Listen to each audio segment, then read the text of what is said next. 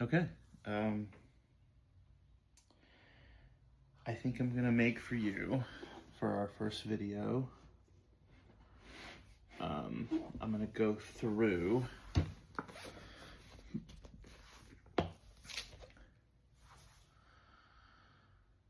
let's start with white, my mono white deck. And we'll work through all of the white, blue, black, red, green, and I'll just make new videos for you as it goes, right?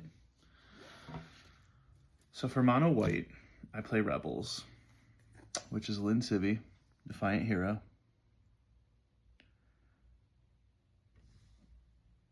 Okay, so her whole shtick is that your deck is a toolbox. Basically, everything that you can grab out of your deck, you can grab with her.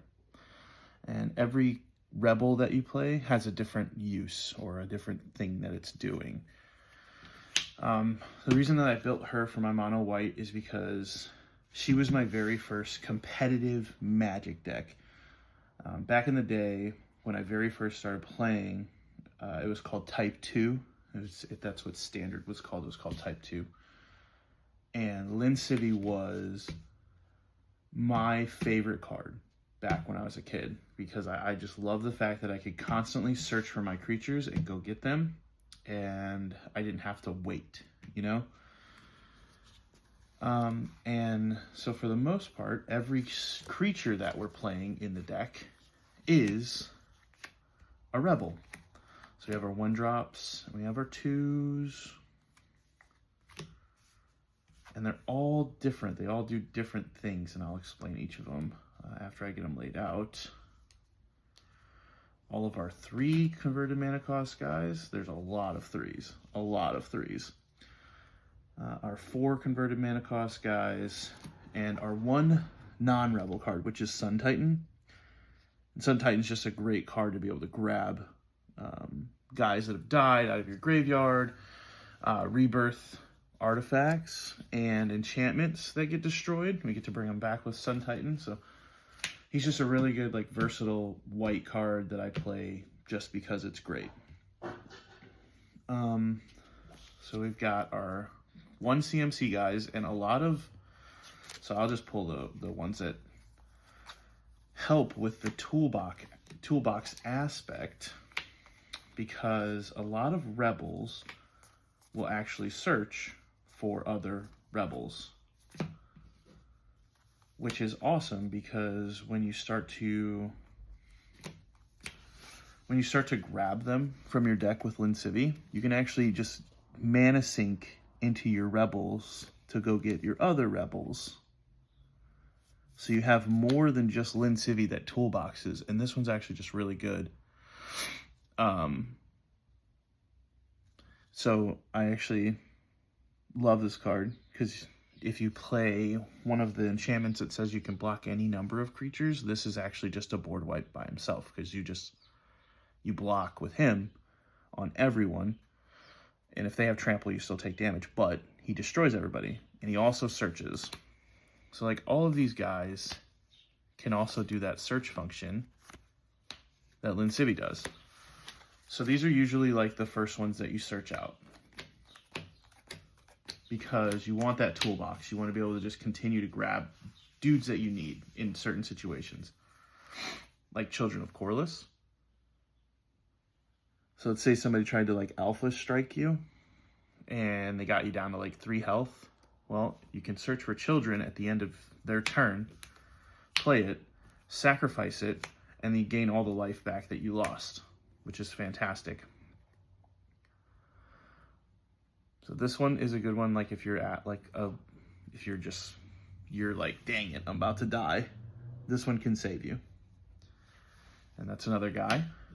Whipcorder is just like a toolbox guy that can tap down commanders that you can't deal with, or tap down creatures that you can't deal with. You know, you bring him out and he's a forever tap. Like, you search him up at the end of their turn, passes back to your turn, and when they go to attack, you can just tap your guy, tap your guy, tap your guy. Just keep doing it.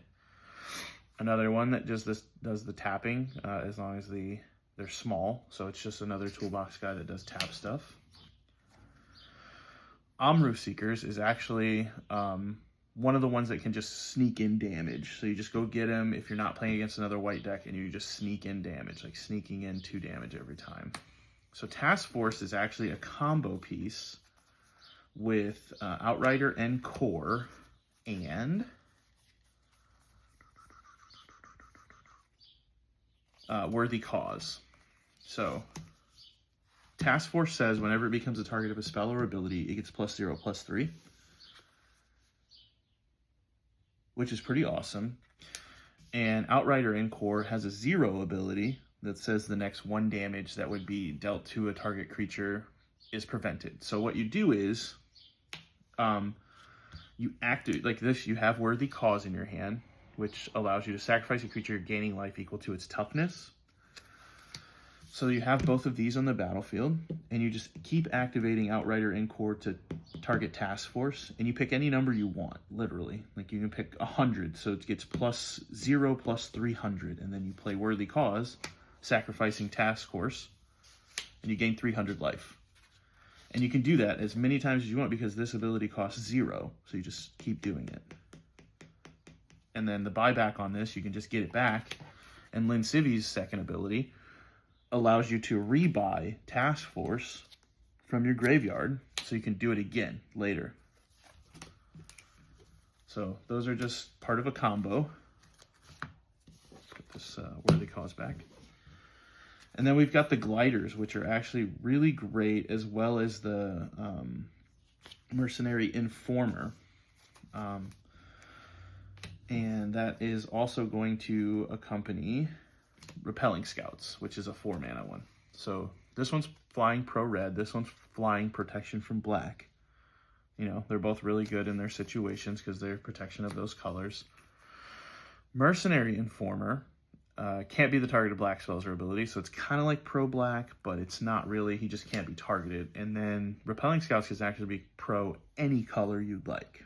So if you're playing against a commander who just, you can't block, like he's just really, like it's a commander that either has trample or something crazy, and you're just like, I need to keep blocking that. You just grab one of your pro guys and just block it forever, and your guy can't die. Shield Dancer, really great card. Next time target attacking creature would deal combat damage to Shield Dancer, that creature deals damage to itself instead. So like if you're playing against a really good commander and you block with Shield Dancer, you could pay 3, and instead of that commander doing damage to Shield Dancer, it does it to itself, so it kills itself. It's just really good against big guys too. Then we've got Lightbringer and Lawbringer, which they sacrifice to remove black and red creatures from the game. And remember, Lin Civi can buy them back from the graveyard. So if you're playing against a black deck or a red deck, you can just keep removing their creatures from the game and exiling them. And then you get to buy him back, put him in your hand, replay him, do it again. Komano Revolutionary is actually one of my favorite cards. It was honestly my favorite card in Type 2, aside from Lin Civi, because it comboed so well with a certain card that I actually also play. It's called Pariah. So Pariah is a really old card that says all combat damage. Oh no, not Pariah. It doesn't combo with Pariah. Sorry, it's a different one.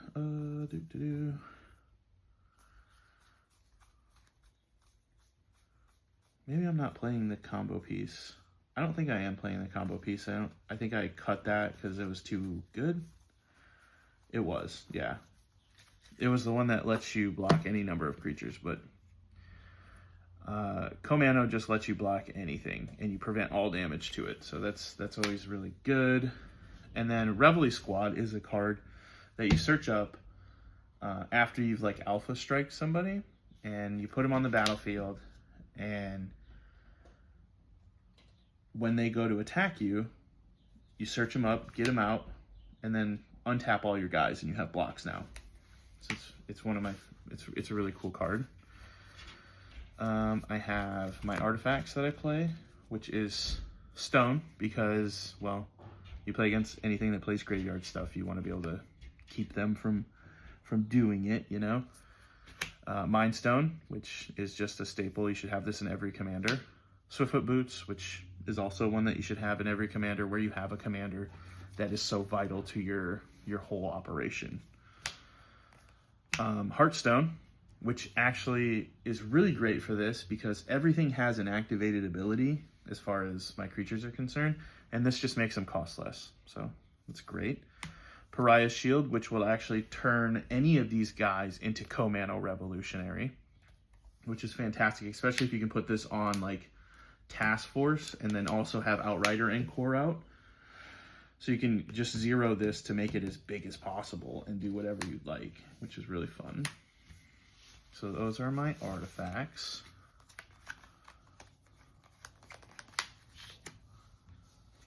Let me clean these guys up real quick. All of these 3s and 4s, 6s, 3s, 3, 2s, 1s. All right. So we're on to enchantments now, and I actually play quite a few of them because I like playing enchantments in the white deck. It just makes it more fun. So I've got all of the circular protections as long as they're not white. Like Circle Protection, super cool card for mono white like this. Basically it says that you can prevent 1 damage for every 1 mana that you spend. So you just keep spending mana to prevent damage from green, from black, from blue, and from red. So if people attack you, you just like activate Circle of Protection, prevent damage from that, prevent damage from that, prevent damage from that. Darksteel Mutation, Reprobation, Bound in Silence. Like these are just great enchantments that stop your opponent's commanders from actually doing anything that affects you in the game. And the really cool thing about Bound in Silence is that it is a rebel, so you can search it out and attach it to somebody else's something during their turn, which is great. That's one thing that I really enjoy. Pariah, which is just like Pariah's Shield. It makes one of your guys a Komano Revolutionary. Worship, which if you control a creature, damage that reduces your life total to less than 1 reduces it to 1 instead. So as long as you have a creature on the battlefield, you cannot die unless you do a life loss, because that says damage, not life loss. I got Angelic Destiny, which can turn pretty much any of my creatures into a nice Angel Beater, which fantastic. Harsh Judgment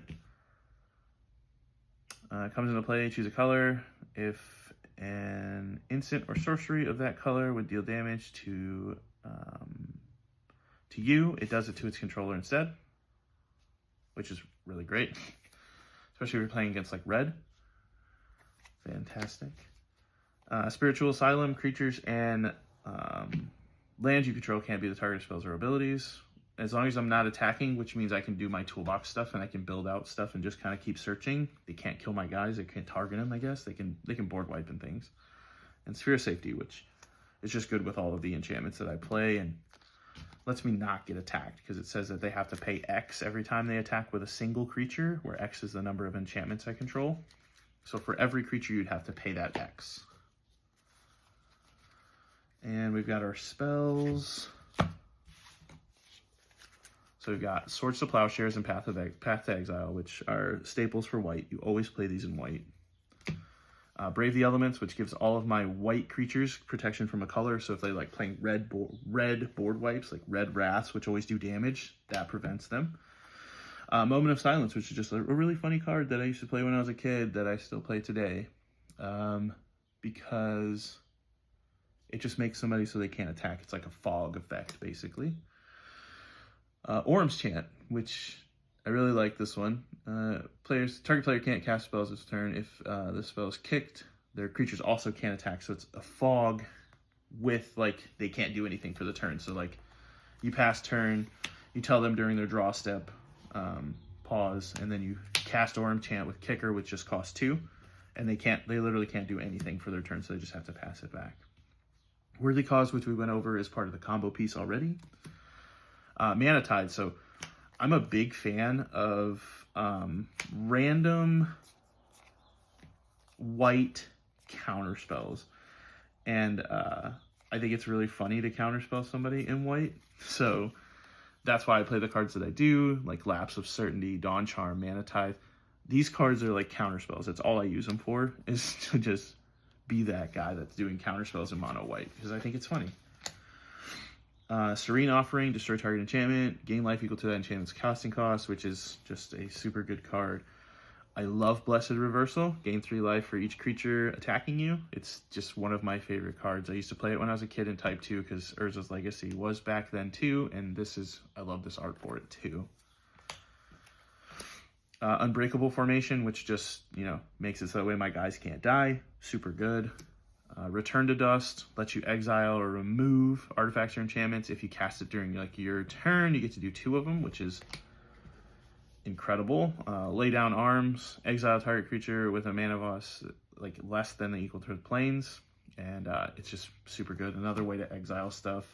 Condemn, which is just another way to exile stuff. It works kind of like Swords and stuff, but it's only for attacking or blocking creatures. Cut a Deal, which is like the best draw spell in white, just because you get to let them draw and they think that they're getting a bonus, but so you're drawing for every guy that draws, which is great. Council's Judgment, just a fantastic card, really good for Commander because it allows for we're all doing it, Austere Command, which of course just a really good catch-all. Terminus, also a really good catch-all, and really just kind of doesn't do bad to me because I can search my guys, right? So, and then Dusk Dawn, which is just a great card when you're playing with small dudes, because all of my dudes are small. Nobody has big butts or big attack powers, so just a great card. And that is an instant, so it goes here. All right. And as far as lands are concerned, it's just your basic land suite for anything. I play a lot of colorless lands in this, a lot of stuff that's blowing up other lands and blowing up stuff, because this is the deck that I can do that in, because I don't have a ton of double white, double, triple white, things like that. So this is one of those decks that I can do that kind of stuff in, and I'm playing a lot of Wasteland and Ghost Quarter and Demolition effects. So yeah, this is mono white. And it's probably it's one of my favorite decks. I guess they're all my favorite decks. I only have 7, but it's definitely one that hits home for me as far as making me get in the feels, because it's a lot of cards that I played when I was a kid, Ramosian Sergeant, Whip Quarter, Ramosian Lieutenant, Defiant Falcon, Defiant Vanguard, Ramosian Captain, Task Force, Lightbringer, Lawbringer, Shield Dancer, Mercenary Former, Thermal Glider, Nightwind Glider, Commander, Scout, Reveille, and Komano. All of those were part of the Type 2 Linsivvy deck. And that's probably why I built it and why I enjoy it so much. So that was mono white, and I hope that was okay for you. Just trying it out, trying to see if it would be something that you would enjoy. But I miss you, and I can't stop thinking about you.